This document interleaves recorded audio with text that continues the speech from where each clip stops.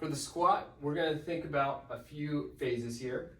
First of all is setup, trying to get a good upright posture with a neutral spine, which should be in just a slight extension here, so you can see it's a little bit of a lumbar curve. That should be maintained throughout the whole entire exercise. And in this starting position, we're going to start out with just hinging at the hips. So in order to initiate that, we're going to think kind of butt back like this. So it's just a little bit of a lean forward, chest forward, butt back. And then from there, we're going to start sinking down, letting the knees bend, and just kind of an equal distribution between your knees and your hips here, sinking down, keeping that lumbar curve here. So you see how it's still extended, going down, and then nice and slow, coming on up until you're all the way upright, hips fully extended. You can also play around with the depth based on your anatomy, based on where you're at in your rehab or your mobility deficits. So you may need to only just go down to about halfway like this and come back up for your exercise. Or if you need more depth with this exercise, you can actually sink lower and sink all the way down as far as you can. But just make sure while you're doing this that you're keeping your lumbar curve, because you'll see if you go too low, there'll be a tendency to round out. So you see how that rounded out there? So you want to keep it extended here like this.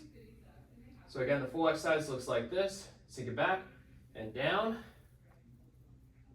and then coming back up like this. If you're to look from the front, you can also see my stance is just slightly outside of my shoulder width with a slight toe out position. This works for most people, but there are some people that have a little bit more of a rotation through the hips in one direction or the other direction. Some people are a little bit more externally rotated just based off their bony anatomy and need to do a slight wider stance with a toe out position.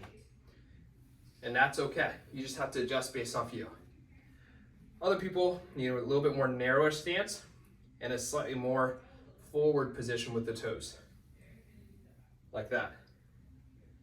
You want to watch out for the knee alignment. Whether your toes are out or your toes are in, the knees should always track over the toes. So if my toes are out, don't let the knees collapse in. If you look from the top down and see your foot, your knees should be right above it like that. So with the toes out, the knees should go out too. If you're a little bit more narrow stance and toes straight forward, your knees should do the same thing. Less knees out and more just right over the foot, like this. You can also modify this based on if you want more force in the glutes, and the adductors, and all these hip muscles, versus if you need more force in the knees and the quads. The more upright and the more knees forward you are, the more load into the quads and the knees, and the more hips back you are, like this, the more load through posterior chain and the hips. So you can change that based on what you need.